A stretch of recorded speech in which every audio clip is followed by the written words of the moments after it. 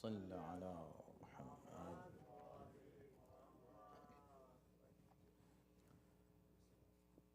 حضرات، آج ماہ ذوالحجہ کی 25 تاریخ ہے 1433 اور نومبر کی 10 تاریخ ہے 2012۔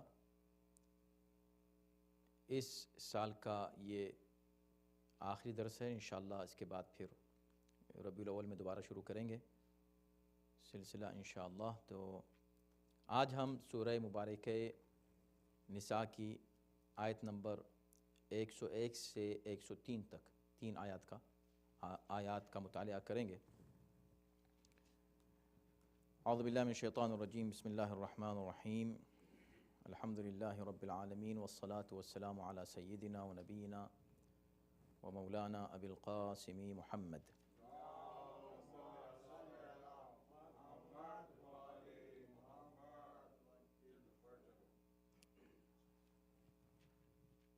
وآلہ الطیبین الطاہرین المعصومین۔ بسم اللہ الرحمن الرحیم۔ وَإِذَا كُنْتَ فِيهِمْ فَأَقَمْتَ لَهُمُ الصَّلَاةَ فَلْتَقُمْ طَائِفَةٌ مِّنْهُمْ مَعَكَ وَلْيَأْخُذُوا أَسْلِحَتَهُمْ فَإِذَا سَجَدُوا فَلْيَكُونُوا مِنْ وَرَائِكُمْ وَلْتَأْتِ طَائِفَةٌ أُخْرَى لَمْ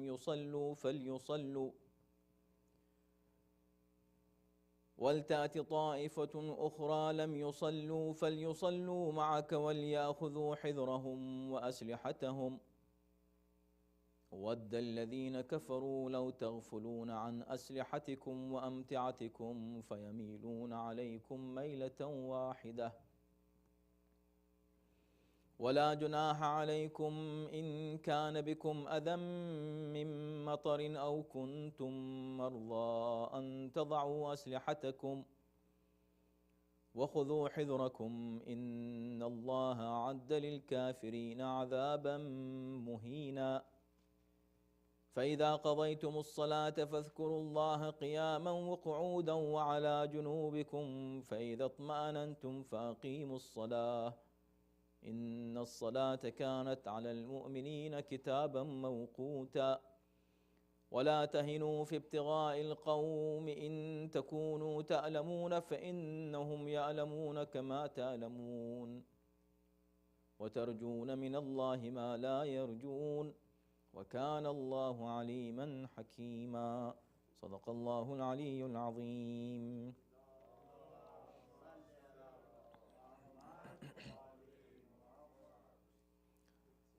اور اے ہمارے حبیب، جب جہاد کے موقع پر آپ ان کے درمیان موجود ہوں اور انہیں نماز پڑھانے کے لیے کھڑے ہوں تو ضروری ہے کہ ان میں سے ایک جماعت آپ کے ساتھ کھڑی ہو جائے اور یہ لوگ اپنے اسلحے ساتھ لیے رہیں۔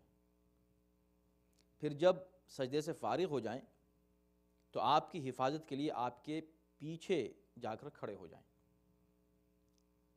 اس کے بعد دوسری جماعت جس نے ابھی نماز نہیں پڑھی تھی وہ آ جائے اور آپ کے ساتھ نماز پڑھ لے، اور یہ لوگ بھی اپنے دفاع کا سامان اور ہتھیار ساتھ رکھیں۔ کافر تو یہی چاہتے ہیں کہ تم اپنے ہتھیار اور ساز و سامان سے غافل ہو جاؤ اور وہ اچانک تم پر حملہ کر دیں۔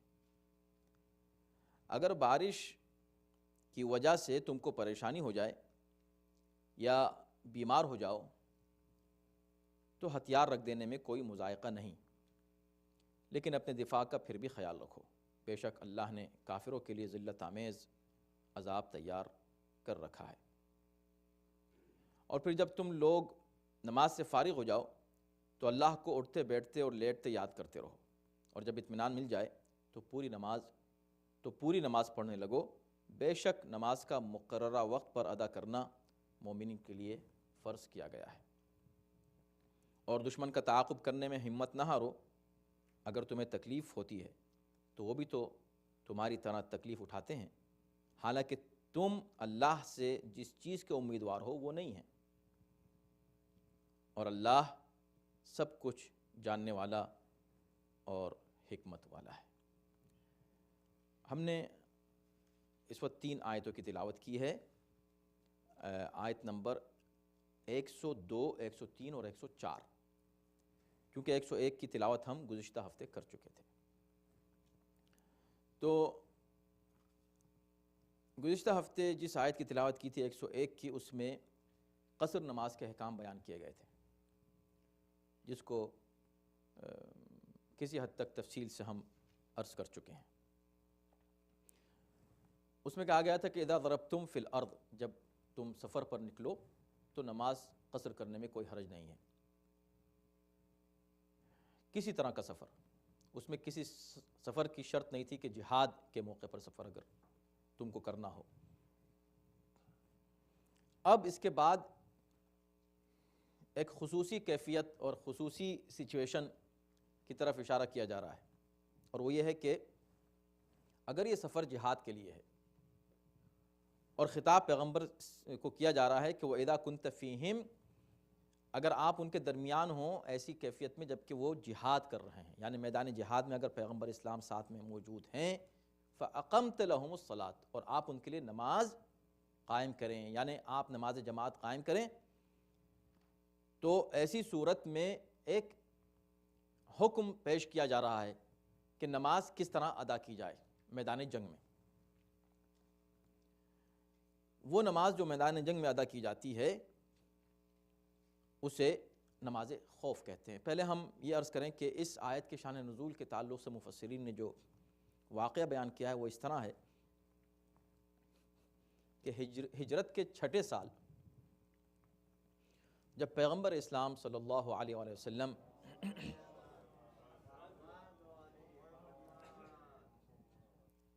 مسلمانوں کے ساتھ مکے کے ارادے سے نکلے اور حدیبیہ کے مقام پر پہنچے،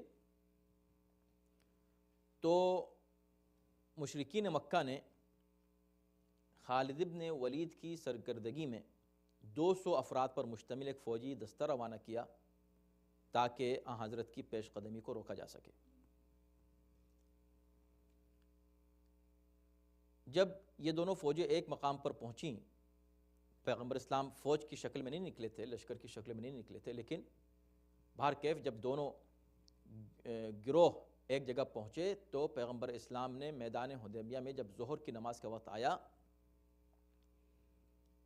تو آپ نے ظہر کی نماز جماعت کے ساتھ پڑھائی،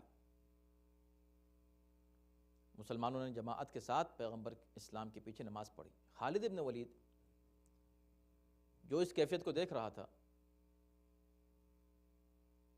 اس کے دماغ میں یہ بات آئی کہ جنگ کی ٹیکٹکس جو ہوتی ہیں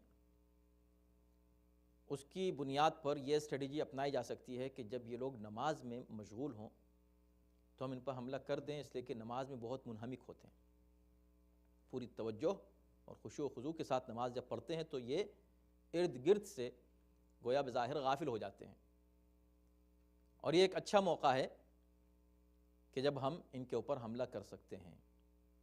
یہ اس کے دماغ میں یہ بات آئی۔ نماز ظہر کی ہو چکی تھی، عصر کی نماز باقی تھی، یہ آیت نازل ہوئی۔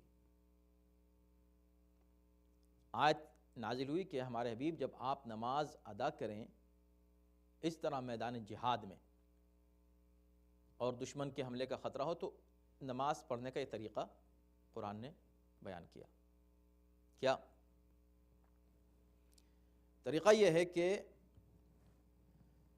ایک فَلْتَقُمْ طَائِفَةٌ مِّنْهُمْ مَعَكَ، آپ نماز شروع کریں اور مسلمانوں کے 2 گروہ بن جائیں، یعنی 2 گروہوں میں تقسیم ہو جائیں۔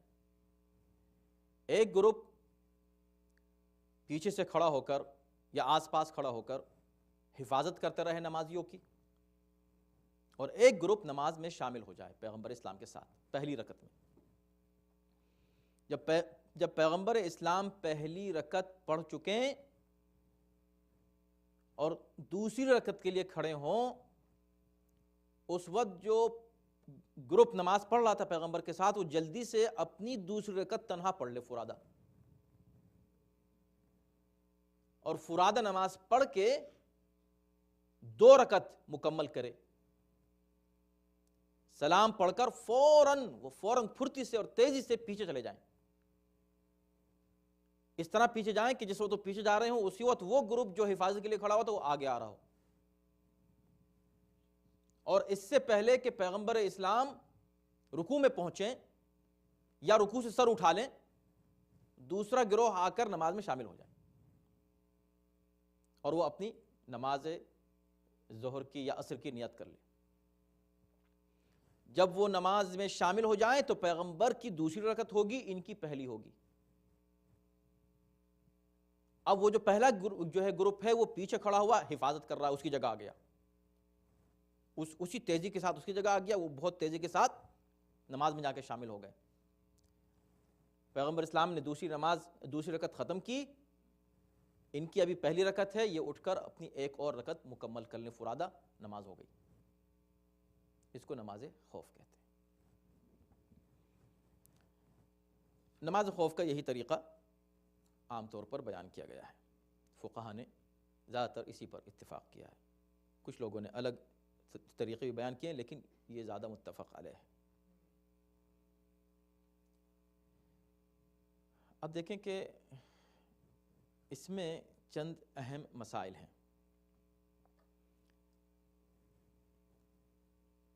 میدان جنگ میں دشمن کا خطرہ ہے، دشمن کسی وقت بھی حملہ کر سکتا ہے. نماز کا وقت آ گیا، کیا کیا جائے؟ نماز ایک فریضہ ہے، نماز واجب ہے. تو نماز خوف سے چند اسلامی احکام کی اہمیت پر روشنی پڑتی ہے. نمبر 1، بہت سی چیزوں پر، لیکن ہم نے 5 چیزیں ہمارے سامنے ابھی آئیں وقتی طور پر تو ہم آپ کے سامنے پیش کر رہے ہیں. سب سے پہلے نماز کی اہمیت. نماز اتنی اہم ہے کہ جان کو بھی خطرہ ہو تو نماز جیسا فریضہ ساقط نہیں ہوتا. بس اس کے آگے کیا کہا جائے؟ کیا کوئی بہانہ دنیا میں ہے، کوئی ریزن ہے، کوئی ایکسکیوز ہے کہ میں اس لیے نماز نہیں پڑھ رہا ہوں؟ کون سا ہے وہ بتاؤ، کون سا؟ جان کا خطرہ ہے کہ بیزی ہیں. کیا میدان جہاد میں فوجی جتنے بیزی ہوتے ہیں اور جتنا ان کو ہوشیار اور چوکنا رہنا ہے اور جتنا ان کو بیدار رہنا ہے اور بیزی رہنا ہے اور ایک لمحہ ضائع نہیں کرنا، ایک لمحے کے ضائع کرنے سے کایا پلٹ سکتی ہے، ایسے موقع پر بھی نماز ساقط نہیں ہے. اب پوچھیں ان مسلمانوں سے جو نماز قضا کر دیتے ہیں اور بہت آسانی سے کہہ دیتے ہیں وقت نہیں ملا، بیزی تھے. کس چیز میں بیزی تھے؟ نماز وہ حکم شریعت ہے کہ جان کو بھی خطرہ ہو، جان کو خطرہ ہو تب بھی نماز ادا کرنا واجب ہے. یہ اور بات ہے کہ جان کی حفاظت کا سلیقہ اللہ بتائے گا اور وہ حفاظت بھی کرے گا. ایک بات ہوئی. اس پر بہت کچھ گفتگو ہو سکتی ہے، آیات اور روایات کی روشنی میں نماز کی اہمیت پر بہت گفتگو ہو سکتی ہے، لیکن ہم سب چیزوں کو چھوڑ رہے ہیں اس لیے کہ تاکہ ہم موضوع پہ باقی رہیں دقت کے ساتھ. دوسری چیز جس کی اہمیت واضح ہوتی ہے نماز خوف سے وہ ہے جان، انسان کی جان. جان کی قدر و قیمت کیا ہے کہ جان کی اتنی اہمیت ہے کہ نماز جیسی اہم عبادت میں بھی انسان اپنی جان کی حفاظت سے غافل نہ ہو جائے. دیکھیں آپ بیلنس دیکھیں اسلامی احکام کا، اس کو کہتے ہیں عدل، اس کو کہتے ہیں بیلنس، اس کو کہتے ہیں موڈریشن، ریئل موڈریشن. تو جان کی حفاظت کرو، اور جان اتنی اہم ہے کہ نماز کتنی اہم تھی. نماز کی کیفیت میں بھی تم جان کی حفاظت سے غافل نہ ہونا. یعنی دونوں کی اہمیت واضح کر دی بے ایک وقت. ایک ہی وقت میں آپ حفاظت بھی کر رہے ہیں, دفاع بھی کر رہے ہیں اپنی قوم کا, دین کا, اسلام کا, جہاد بھی ہو رہا ہے اور ساتھ میں نماز بھی ہو رہی ہے. دو عبادتیں بے ایک وقت ہو رہی ہیں. نہ آپ اس کے لیے اس کو قربان کر رہے ہیں, نہ اس کے لیے آپ اس کو قربان کر رہے ہیں. دونوں ضروری ہیں, دونوں کو آپ کو ادا کرنا ہے. اس کا طریقہ, سمپل طریقہ اسلام نے بتا دیا ہے. تیسری چیز جس کی اہمیت واضح ہوتی ہے, یہ بلکہ اور زیادہ عجیب ہے, یہ ان دونوں سے زیادہ عجیب ہے واقعاً. اس کو سنیں اور بار بار سنیں اور اس پیغام کو دوسروں تک, اپنے احباب تک پہنچائیں. مؤمنین سنیں اس کو خاص طور پر. تیسری چیز جس کی اہمیت کا اندازہ ہوتا ہے وہ ہے نماز جماعت. یہاں سب سے آسان طریقہ یہ تھا کہ کہہ دیا جاتا کہ جاؤ تم اپنی الگ الگ سب لوگ نماز پڑھ لینا, اور نماز کا وقت تو بہت وسیع ہوتا ہے. ابھی ظہر کی نماز ابھی تو شروع ہوئی ہے, 2-3 گھنٹے نماز ظہر کا وقت رہتا ہے, بلکہ اور زیادہ رہتا ہے. عصر کی نماز کا وقت بھی کافی رہتا ہے, کئی گھنٹے نماز کا وقت ہے. اس چند گھنٹوں میں 2-2 3-3 لوگ جا کے نماز پڑھتے رہو اپنی فرادہ, اور میدان جہاد میں لڑ رہو, اس لیے کہ دشمن تم پہ حملہ نہ کر دے. چلیں یہ تو مان لیا کہ نماز تو پڑھنی ہے, چاہے جان کو بھی خطرہ ہو پھر بھی نماز پڑھنی ہے, اس لیے کہ نماز تو واجب ہے. نماز جماعت تو واجب نہیں ہے. نماز جماعت کیوں قائم کی جا رہی ہے؟ میدان جنگ میں نماز جماعت کیوں قائم کی جا رہی ہے؟ اور یہ صرف رسول اللہ نے قائم نہیں کی ہے, امیر المؤمنین حضرت علی علیہ السلام نے قائم کی نماز.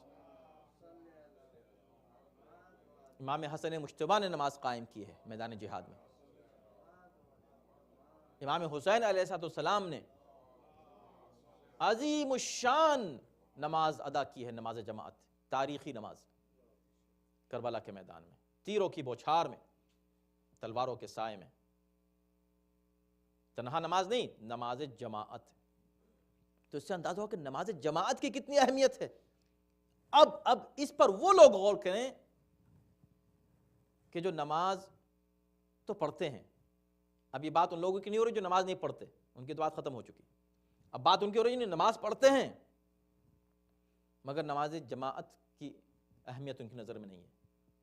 اگر کہیں کوئی پروگرام ہو رہا ہے اور نماز جماعت کے ساتھ وہ پروگرام اسٹارٹ ہوتا ہے, نماز جماعت میں کتنے لوگ ہوتے ہیں, پروگرام میں کتنے لوگ آ جاتے ہیں؟ کیوں؟ اس لیے کہ وہ تو ہم کو تو پروگرام میں پہنچنا ہے. نماز جماعت تو کوئی اہم چیز ہے نہیں, پڑھ لیں گے, ایسا نہیں کہ نماز نہیں پڑھیں گے, نہیں, مومن ہیں نماز پڑھیں گے, نماز جماعت نہیں پڑھیں گے. آپ یہ دیکھیں کہ یہ وہ مستحب ہے. نماز جماعت واجب نہیں مگر ایسا مستحب عمل ہے کہ اتنا اہم ہے کہ میدان جہاد میں بھی یہ مستحب ترک نہیں ہونا چاہیے. نماز جماعت کو آپ کسی طرح ترک نہیں کر سکتے, اور یہی وجہ ہے کہ اتنی سخت روایات ہیں نماز جماعت کے لیے.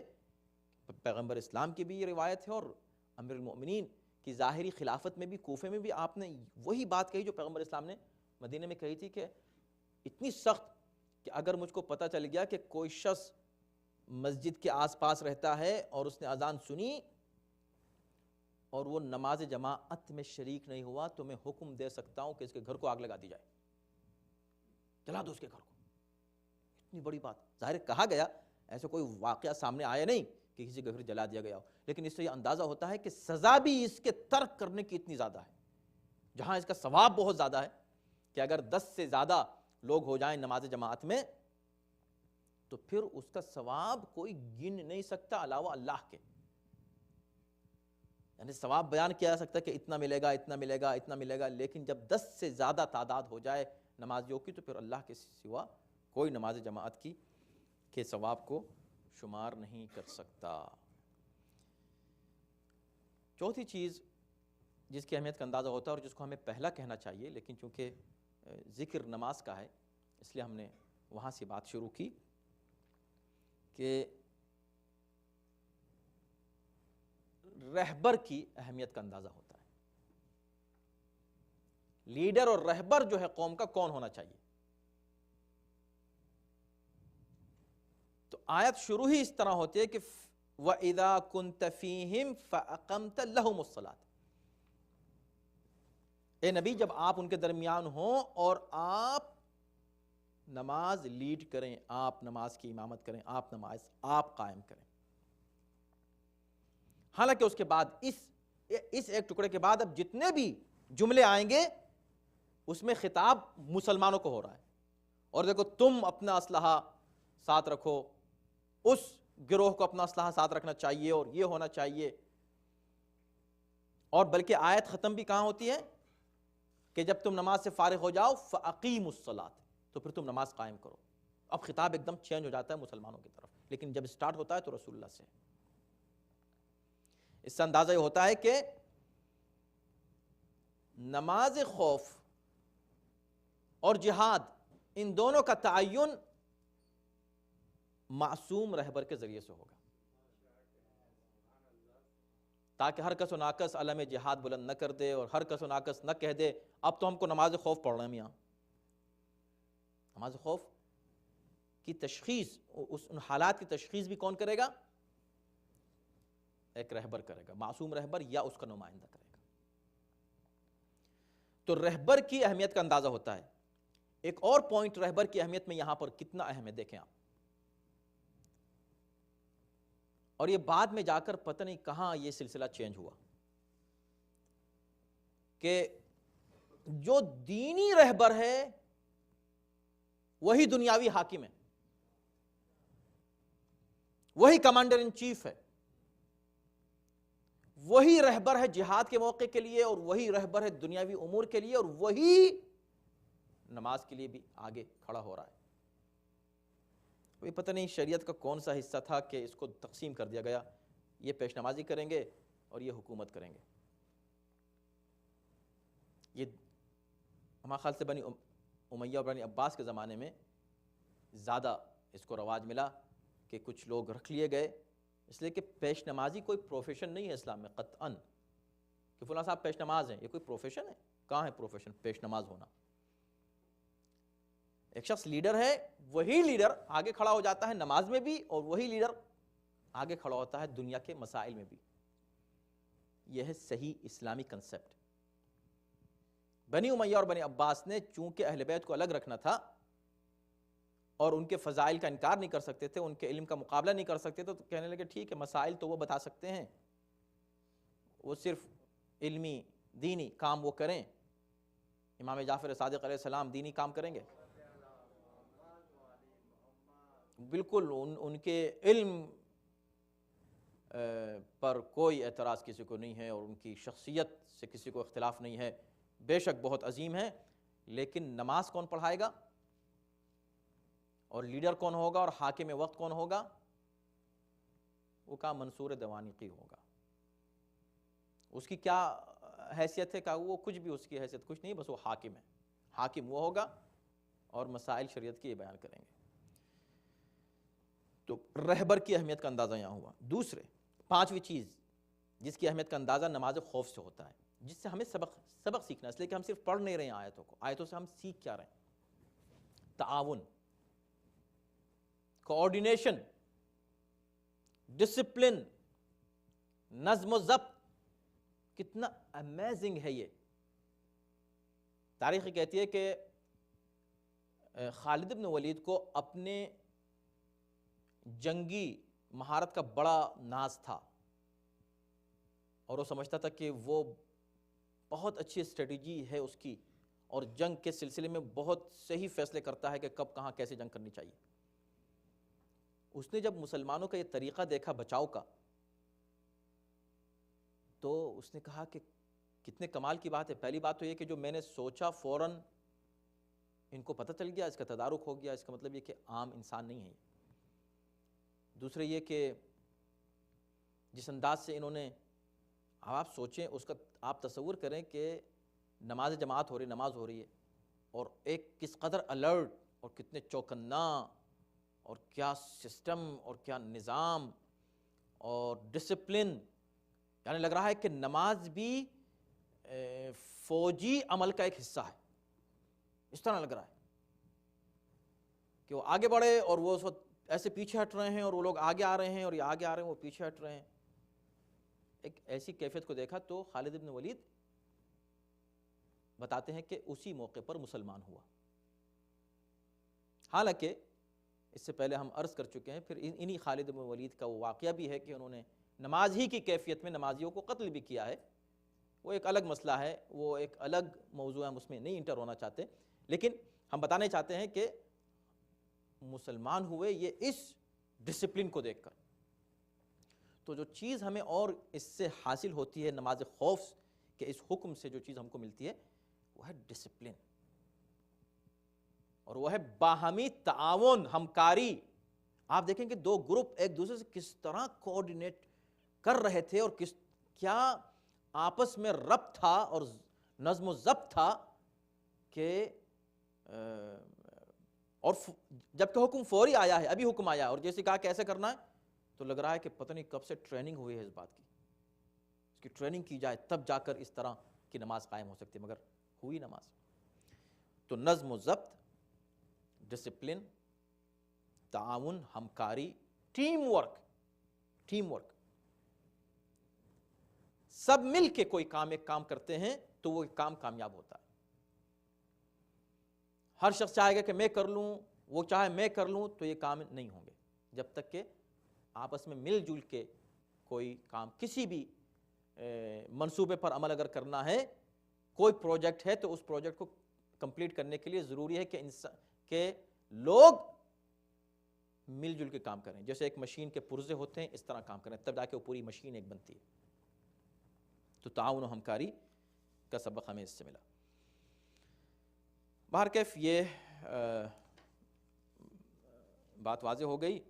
ایک بار پھر ہم آپ کو یہ بتا دیں کہ نماز خوف کے تعلق سے کہ اس کے چند احکام ہیں. نمبر 1، اس کا جو حکم ہے کہ 4 رکعتی نماز 2 رکعتی رہ جاتی ہے. یہ بھی نماز خوف ہی کا حصہ ہے، یعنی قصر ہو جاتی ہے. اس سے پہلے دیکھیں قصر کا ذکر ہوا تو عام سفر میں قصر کا حصہ ہوا کہ جو یعنی بات کی گئی. بعد میں خیر قصر ایک کیفیت ہے ایک عام حالات میں، لیکن اس طرح کے خاص حالات میں نہ صرف قصر ہے بلکہ اس طرح کی نماز خوف ادا کرنی ہے جماعت کے ساتھ. اور یہ ہے کہ جو ہم نے طریقہ بتایا کہ امام جماعت پہلی رکعت میں کھڑا ہوگا اور مطلب اس طرح ادا کرتا ہے کہ پہلا گروہ نماز تمام کر لے تو دوسرا گروہ رکوع سے پہلے جماعت میں شامل ہو جائے. ایک اور بات یہ ہے کہ پہلے گروہ کو نماز کے وقت ہتھیار ساتھ رکھنے ہیں، نماز بھی پڑھ رہے ہیں، ہتھیار بھی ساتھ میں ہیں، تاکہ دشمن کو یہ اندازہ رہے کہ یہ جو نماز ادا کر رہے ہیں بے شک توجہ ہے، مکمل خشوع و خضوع ہے، لیکن اس خشوع و خضوع میں وہ اپنے اس فریضے سے، دفاع کے فریضے سے غافل نہیں ہوئے ہیں. تو یعنی نہ تو نماز سے غافل ہوئے ہیں ذکر الہی سے، اور نہ ہی دفاع سے غافل ہوئے ہیں. دوسرا گروہ جب آئے تو پہلے گروہ کے لیے صرف اسلحہ ساتھ رکھنے کے لیے کہا، دوسرے گروہ کے لیے کہا کہ اسلحہ بھی ساتھ رکھو اور اپنی حفاظت کا سامان جیسے زرہ، خود وغیرہ وہ بھی ساتھ رکھو. یہ دوسرے گروہ کے لیے تاکید کر دی. شاید اس کا ریزن یہ ہو کہ جب تک پہلا گروہ آیا ہے اور وہ پیچھے ہٹا اور ایک رکعت نماز ہوئے، اس وقت دشمن زیادہ تیار ہو گیا ہے اور اس نے اپنا پلان کر لیا ہے اتنی دیر میں، تو یہ ان کی پلاننگ بھی اور شدید ہو گئی، تیز ہو گئی، زیادہ ہو گئی. یا یہ ہوتا ہے کہ پہلی رکعت میں پہلا گروہ جب نماز پڑھنے لگا تو ہو سکتا ہے دوسرا گروہ کچھ تھوڑا سست ہو جائے کہ بھئی ٹھیک ہے اب تو ہمارا سب ہر چیز سیٹ ہے. نہیں، دوسرا والا گروہ جو آئے وہ زیادہ الرٹ ہو، وہ زیادہ چوکنا ہو، زیادہ ہوشیار ہو. تو یہ کمال ہے اسلامی احکام کا. اب ہم آتے ہیں اس بات پر کہ یہی نماز خوف، ابھی ہم نے عرض کیا کہ صفین کے میدان میں ایک بہت اہم پوائنٹ ہے، اس کو ذہن میں رکھیے گا. نماز خوف صفین کے میدان میں حضرت علی نے بھی ادا کی اور امام حسین نے کربلا میں بھی ادا کی. ان دونوں کی نماز خوف زیادہ عجیب ہے. کیوں؟ اس لیے کہ پیغمبر اسلام نے جو نماز خوف ادا کی اس دشمن کے سامنے ادا کی کہ جو نماز کی اہمیت کو جانتا نہیں تھا، وہ اسلام ہی کو نہیں جانتا تھا، وہ نماز کے وقت حملہ کر سکتا تھا. حضرت علی اس وقت نماز خوف ادا کر رہے ہیں اور امام حسین ایسے لوگوں کے سامنے نماز خوف ادا کر رہے ہیں، نماز خوف، نماز پڑھنے میں خوف، نماز کو قصر کرنا پڑ رہا ہے، نماز خوف ادا کرنے پڑے کن لوگوں کے سامنے؟ جو لا الہ الا اللہ کہہ رہے ہیں زبان سے، جو محمد رسول اللہ کہہ رہے ہیں زبان سے. یہ نماز خوف، اس کی خصوصیت یہ ہے کہ رسول اللہ نے جو نماز خوف پڑھی وہ کافروں کی وجہ سے پڑھی، کافروں کے حملے کا خوف تھا. امام حسین نے جو نماز خوف ادا کی یہ نماز خوف نہیں تھی بلکہ دشمن کے کفر کا اعلان تھا. وہ جو مد مقابل آئے تھے ان کے کفر کا اعلان کر رہے تھے، ورنہ نماز خوف کافروں کے سامنے پڑھی جاتی ہے، مسلمانوں کے سامنے کیسی نماز خوف؟ نماز خوف. اور پھر بھی اس ظالم دشمن نے اس کا خیال ہی نہیں کیا اور تیر پھر بھی آتے رہے، نماز پڑھ رہے ہیں اور تیر برس رہے ہیں. تو یہ عظیم الشان نماز اسی لیے ہے، سب سے اہم نماز تاریخ کی اسی لیے ہے کہ اس کی بہت سی خصوصیات ہیں. کربلا میں جو امام حسین نے نماز خوف ادا کی ہے. ایک اور بات نماز خوف کے تعلق سے یہ بھی ہے کہ یہ بات ہوئی دشمن کے لیے. اب ہمارے لیے نماز خوف سے کیا ہمیں سبق ملا؟ جو سے ابھی ہم نے کہا کہ بھئی ہم کو یہ پتہ چلا کہ نماز جماعت کی کیا اہمیت ہے، نماز کی کیا اہمیت ہے. حضرت علی نے جو نماز ادا کی تو ایک بار خود نماز پڑھ رہے تھے تنہا صفین کے میدان میں، اور لیلۃ الحریر ہے اور نماز شب ادا کر رہے ہیں، مستحب نماز اور بڑے اطمینان اور سکون کے ساتھ. اور ابن عباس آ کر کہتے ہیں کہ یہ کوئی نماز کا وقت ہے یا علی اس طرح اطمینان سے نماز پڑھنے کا وقت ہے؟ اطمینان سے، اس لیے کہ اطمینان نہیں ہوتا نا ایسی کیفیت میں، اسی لیے اس کو خوف کہتے ہیں، نماز خوف. تو فرمایا کہ ہم اسی نماز ہی کے لیے تو جنگ کر رہے ہیں، تو جنگ ہی نماز کے لیے. اس سے نماز کی اہمیت علی کے چاہنے والوں کے لیے اور زیادہ واضح ہو جاتی ہے. اور کربلا کے میدان میں بھی جماعت کی نماز ظہر کی اور عصر کی نماز تنہا حسین کی، اس سے بھی نماز کی اہمیت کا اندازہ مومنین کو ہو جاتا ہے. اس کے بعد قرآن کہہ رہا ہے کہ وَدَّ الَّذِينَ كَفَرُوا لَوْ تَغْفُلُونَ مِنْ أَسْلِحَتِكُمْ وَأَمْتِعَتِكُمْ. اصل میں کافر یہ چاہتے ہیں کہ تم لوگ اپنے اسلحے سے اور اپنے ساز و سامان سے غافل ہو جاؤ، اور جیسے تم اس سے غافل ہو جاؤ فَيَمِّلُونَ عَلَيْكُمْ مَيْلَةً وَاحِدَةً، تو اچانک تم پر یہ حملہ کر دیں. اس لیے ہم تم کو یہ طریقہ بتا رہے ہیں، یہ حکمت عملی تم استعمال کرو. اس لیے کہ کافروں کا یہ اب اس لیے دیکھیں، اب یہ اس آیت سے ہماری اس بات کی تصدیق ہو رہی کہ امام حسین نے جو نماز خوف ادا کی اس سے ان کا کفر ثابت ہوا. وَدَّ الَّذِينَ كَفَرُوا، یہ کافر یہ چاہتے ہیں کہ تم نماز میں مشغول ہو کر غافل ہو جاؤ اپنے اسلحے سے اور اپنے دفاع سے اور اپنے ساز و سامان سے، تم پر حملہ کر دیں. کافر چاہتے ہیں، نہ کہ مسلمان ایسا چاہتے ہیں. وَلَا جُنَاحَ عَلَيْكُمْ إِن كَانَ بِكُمْ أَذًى مِّن مَطَرٍ أَوْ كُنتُم مَّرْضَىٰ أَن تَضَعُوا أَسْلِحَتَكُمْ. تو یہ چونکہ میدان جہاد کا حکم ہے اور میدان جہاد میں ہر وقت الرٹ رہنے کی ضرورت ہے، کوئی لمحہ غفلت کا نہیں آنا چاہیے. سپاہی ہر وقت تیار رہیں اور ہوشیار رہیں اور بیدار رہیں، اور ہر وقت اسلحہ ان کے ساتھ رہے، اور زرہ اور خود جو حفاظت کا سامان ہے، دفاع کا سامان ہے، وہ ان کے ساتھ رہے، پہنے رہیں. لیکن ظاہر ہے کہ بڑا مشکل ہے، یہ آسان کام نہیں کہ ہر وقت رہیں. اب حکم آ گیا تو کہا کہ اگر اتنی بارش ہو جائے کہ تم اس کو برداشت نہ کر سکو تکلیف کو، یا بیمار ہو جاؤ تو کوئی بات نہیں، اسلحہ تم رکھ سکتے ہو، مگر پوری فوج نہیں رکھے گی. وہی لوگ جو اس شدید بارش کو برداشت نہ کر سکیں، اور وہ لوگ جو اتنے بیمار ہو جائیں کہ اب وہ اسلحہ نہیں اٹھا سکتے، تو کوئی بات نہیں، تم رکھ دو. پھر تم اسلحہ رکھ سکتے ہو، نہ ہر وقت اسلحہ لیے رہو، ہوشیار رہو. مقصد یہ ہے کہ ہوشیار رہو دشمن سے. وَخُذُوا حِذْرَكُمْ، وَخُذُوا حِذْرَكُمْ یعنی ہر وقت ہوشیار رہو، چوکنا رہو. إِنَّ اللَّهَ عَدَّ لِلْكَافِرِينَ عَذَابًا مُهِينًا. یہ سارے طریقے بتانے کے بعد اب معنوی طاقت بھی مسلمانوں کو، مومنین کو عطا کی جا رہی ہے، سائیکلوجیکل ان کو پاور، ان کا بوسٹ کیا جا رہا ہے۔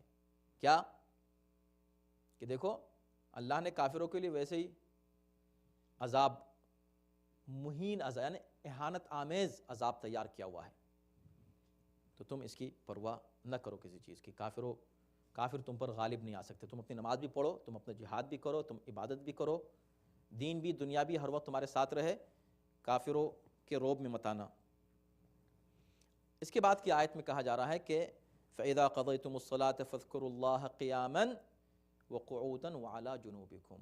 بہت پیارا یہ جملہ ہے کہ جب تم نماز ختم کر چکو، یہ نماز خوف کی بات ہو رہی ہے کہ جب تم نماز خوف سے فارغ ہو جاؤ تو کیا کرو؟ فَاذْكُرُوا اللَّهَ، تو تم اللہ کا ذکر کرو، اٹھتے بیٹھتے لیٹتے، ہر کیفیت میں اللہ کا ذکر کرو۔ اس سے پہلے بھی آیت آ چکی ہے، اس پر ہم تفصیل سے گفتگو کر چکے ہیں، یہاں پر صرف اتنا عرض کرنا ہے کہ دیکھیں نماز خوف کی کیفیت میں نماز پڑھی گئی، نماز سے فارغ ہو گئے تو ذکر خدا سے فارغ نہیں ہوئے، نماز سے فارغ ہوئے ہو۔ اس لیے کہ ذکر، ہم اس سے پہلے عرض کر چکے ہیں کہ دو طرح ذکر کا مفہوم دو ہیں ذکر الہی کے، ایک یاد کرنا، ایک یاد رکھنا۔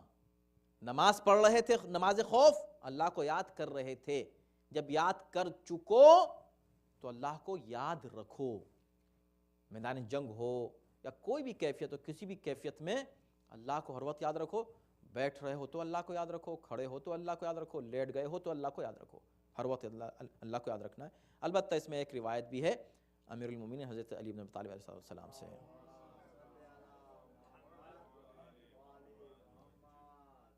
فرماتے ہیں کہ یہاں پر قیامن یعنی کھڑے ہونے کی کیفیت میں اللہ کو یاد کرو کا مطلب یہ ہے کہ نماز کھڑے ہو کے پڑھو، صحت مند انسان نماز کھڑے ہو کے پڑھے، اگر بیمار ہو جائے تو قعودن یعنی بیٹھ کے پڑھ لے، وہ بھی نہ پڑھ سکے تو علی جنوبکم، پھر لیٹ کے نماز پڑھ لے، نماز بہرحال پڑھنی ہے۔ فَإِذَا اطْمَأْنَنْتُمْ فَأَقِیمُوا الصَّلَاةَ، اب جب تم نماز سے فَإِذَا اطْمَأْنَنْتُمْ، جب تم کو اطمینان ہو جائے تو پھر نماز قائم کرو۔ یہ کیا مطلب؟ اب دیکھیں یہ نماز قائم کرو ایک ہی آیت ہے، نماز قائم کرو جب تم کو اطمینان ہو جائے۔ پہلی بات تو یہ ہے کہ اطمینان ہو جائے کہ لفظ سے ہی ایسا لگتا ہے، یعنی ہم یہ کہہ سکتے ہیں کہ شاید نماز خوف کی جو اصطلاح نکلی وہ اس لفظ سے آیت کی نکلی، اس لیے کہ قرآن میں نماز خوف نہیں ہے، لفظ نماز خوف قرآن کا لفظ نہیں ہے، ٹرم، تو یہ ٹرم کہاں سے آئی؟ فَإِذَا اطْمَأْنَنْتُمْ، جب تمہیں اطمینان ہو جائے تو پھر تم ریگولر نماز پڑھو، فَأَقِیمُوا الصَّلَاةَ یعنی اب پھر تم جیسے نماز مستقل پڑھتے ہو ہمیشہ ویسی نماز پڑھو، اطمینان والی نماز۔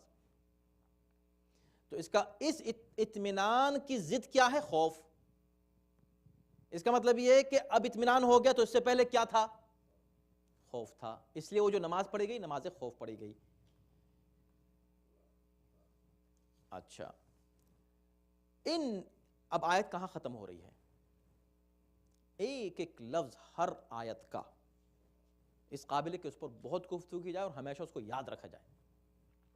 ان الصلاۃ کانت علی المؤمنین کتابا موقوتا، بے شک نماز مومنین پر پابندی وقت کے ساتھ ادا کرنے کا وجوب رکھتی ہے، یعنی نماز کو جو واجب کیا گیا ہے یہ فریضہ وقت معینہ پر اور مقررہ وقت کے اوپر ادا کرنے کے لیے ہے۔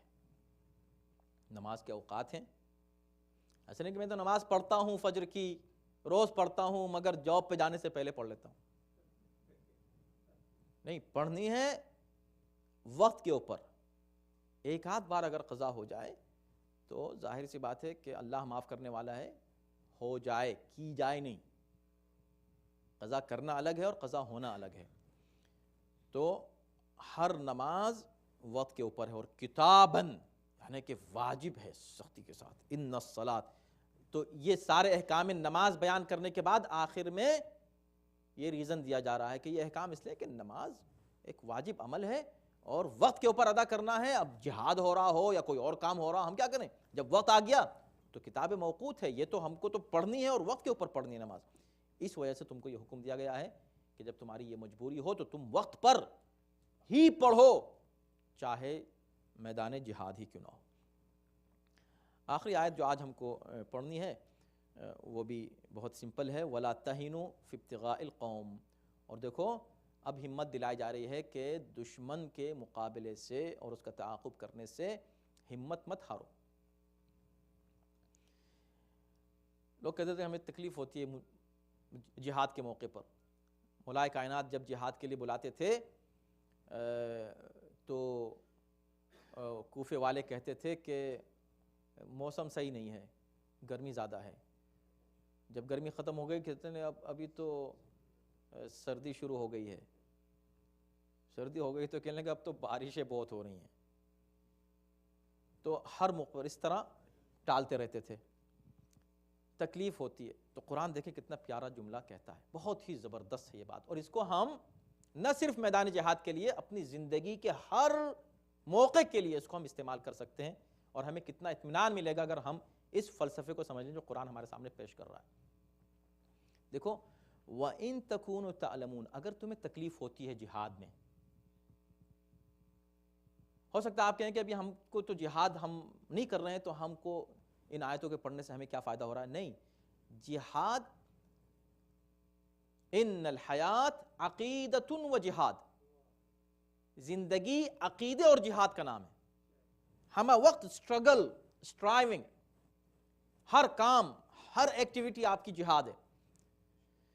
اس میں تکلیف ہوتی ہے تو قرآن یہ کہتا ہے کہ اگر تم کو تکلیف ہو رہی ہے تو کیا خاص بات ہے، ان کو بھی تکلیف ہوتی ہے جس طرح تم کو، کما تعلمون، جس طرح تم کو تکلیف ہو رہی ہے ویسے ہی کافروں کو، تمہارے دشمن کو بھی تکلیف ہو رہی ہے. تکلیف تو ان کو بھی ہے، مگر تم میں اور ان میں فرق کیا ہے؟ وَتَرْجُونَ مِنَ اللَّهِ مَا لَا يَرْجُونَ. تمہیں اللہ سے ان چیزوں کی امید ہے جس کی انہیں نہیں ہے. وہ صرف لڑ رہے ہیں، کوئی ہدف، کوئی ٹارگٹ ان کا نہیں علاوہ دنیا کے، بس جیت جائیں، بس تم کو مار دیں، بس یہ مقصد ہے ان کا، اور کوئی ہدف نہیں، وہ کچھ اچیو نہیں کرنے والے ہیں. تمہارا ہدف اس سے کہیں بلند ہے، اللہ سے ایسی ایسی چیزوں کی تم کو امید ہے، ثواب کی، اللہ کی طرف سے اجر کی، جنت کی، کہ جو ان کو نہیں ہے. کتنا بڑا فرق ہو گیا. تو تمہارے پاس ایک موٹیویشن ہے، ان کے پاس نہیں ہے.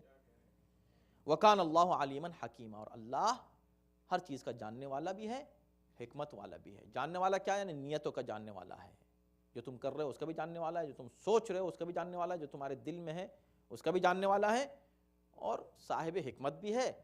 تو جو اس نے احکام دیے ہیں وہ حکمت پر مبنی ہیں، لہٰذا تم کو انہیں قبول کرنا ہے دل و جان سے. آیت نمبر 104 پر ایک مضمون تمام ہوا، اور انشاءاللہ آئندہ ہم جب پھر سے درس کا سلسلہ شروع کریں گے تو آیت نمبر 105 سے پھر نیا مضمون شروع ہوگا سورہ مبارکہ نساء کا. پروردگار انشاءاللہ آپ سب حضرات کو، ہم سب کو موقع دے صحت و عافیت کے ساتھ کہ انشاءاللہ اگلے درس پھر سے جب شروع ہو تو اس میں ہم سب اسی شوق اور جذبے کے ساتھ شریک ہو سکیں. صلوات بر محمد و آل محمد.